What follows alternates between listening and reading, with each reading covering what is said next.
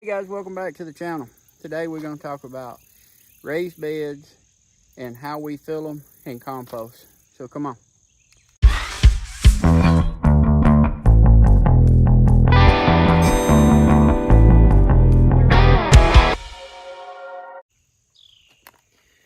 So let's start with taking wheat straw and just put a layer of the wheat straw down in the bottom. This is some I've had left from last year. It's all nice and wet and already starting to break down. So that's the first thing that I put down into the bottom of the bed.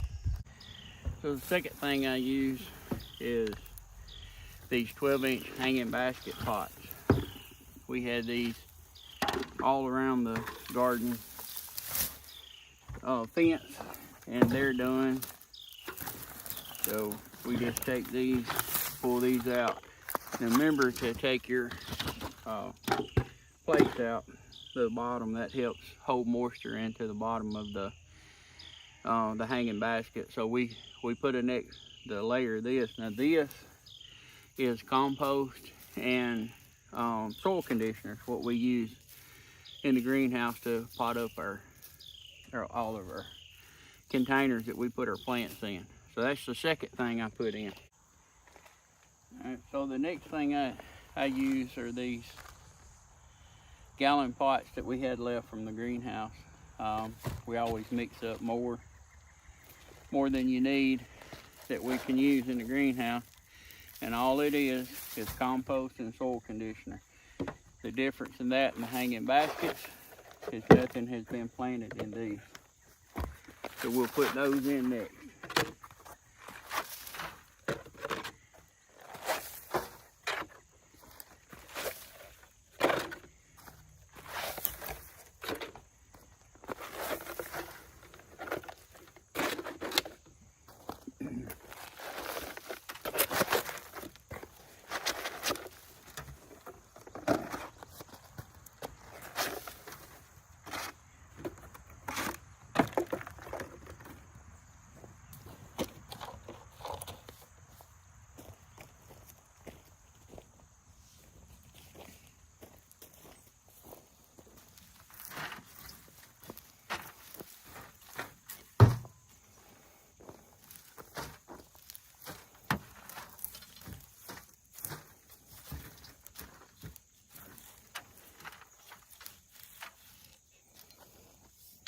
All right, the third thing that I use to fill in these beds, this is composted leaf mold.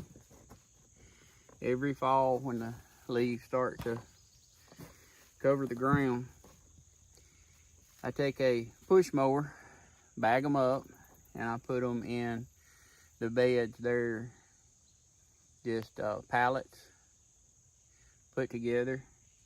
And all this right here it's not all completely broken down, but when you chop it up, it's all broken down into this.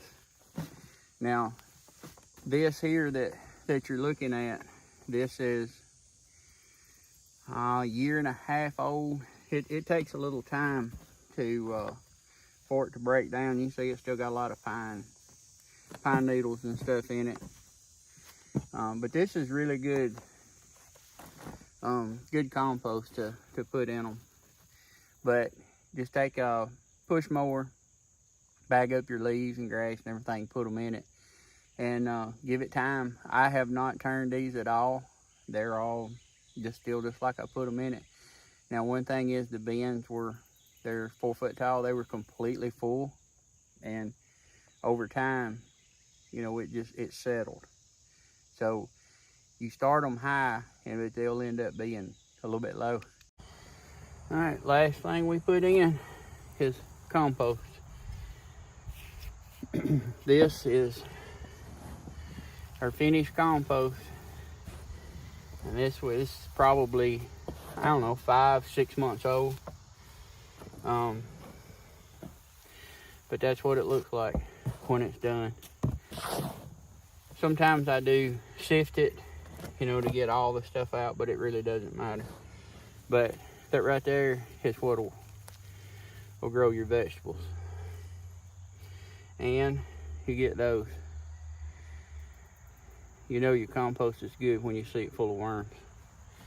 So this will be the last that we put in.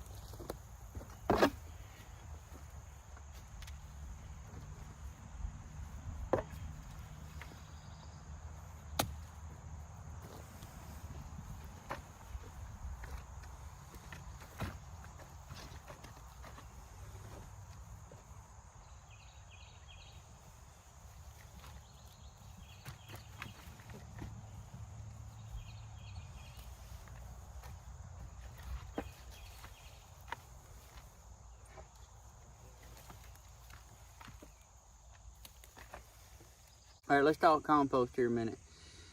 Composting is not complicated. A lot of people turn their compost quite a bit to get it. Most of the time, I will turn it occasionally, but most of the time I just pile it up and let it do its thing. So what goes in it is I'll put leaves, just like the leaf mold that you seen earlier, grass clippings, scraps out of the house, anything that's not meat related, eggshells, coffee ground, any food like tomato peeling, cucumber peelings, squash, the ends off squash, anything like that vegetable that goes into the compost pile. And we just keep piling it up and as we go.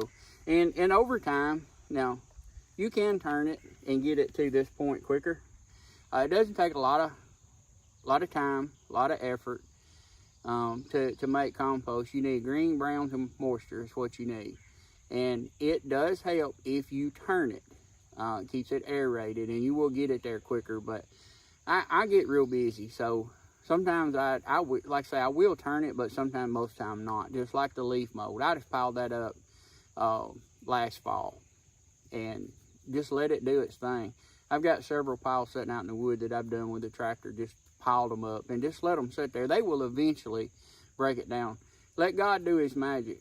Nobody can do it better than him. Let him do it. Just watch. No matter how well you think you can do it, just watch God's magic work, and you will end up with this.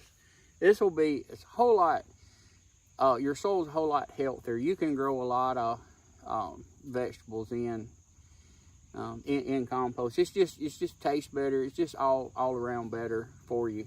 Now this raised bed here, this was made out of pallet wood and sheet metal. I'm HVAC by trade, and I had a bunch of sheet metal laying around. I swore up and down I was going to use it somewhere at some point. So what I did is I built the frame. This is a 3x3 bed. I built it out of pallet wood, and then I just added the sheet metal to the inside and put a cross break in it to make it. If you looked around some of the other videos when we're talking about raised beds, I build them out of whatever I can get my hands on. I've actually got one out of pallet wood started that we're going to do a video on. But raised bed gardening is a great way to grow your vegetables in a small space. You don't have to have a large area, but you need that compost to really make it pop for you. So I'm not sure what we're going to put in this bed just yet. I seen where the world record for a sunflower was broken again by the same guy, I believe. Now don't hold me to this, but I believe he was in Indiana. I think it was 26 foot and a few inches. Some of them I had, when I measured those, they were pushing 20 foot. And I noticed that he had his in a small bed like this. So I'm thinking they would go try to break the world record on a sunflower.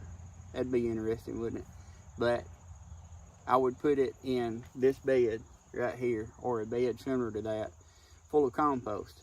And you have to make sure it gets a little extra, maybe some compost tea or something to really make it go. So that would be kind of interesting to do. Hey, if you'd like to see us give us a try, just drop us a comment down. And, you know, I'm silly enough and hard-headed enough to try most anything. So, hey, on this video, I hope it's helped.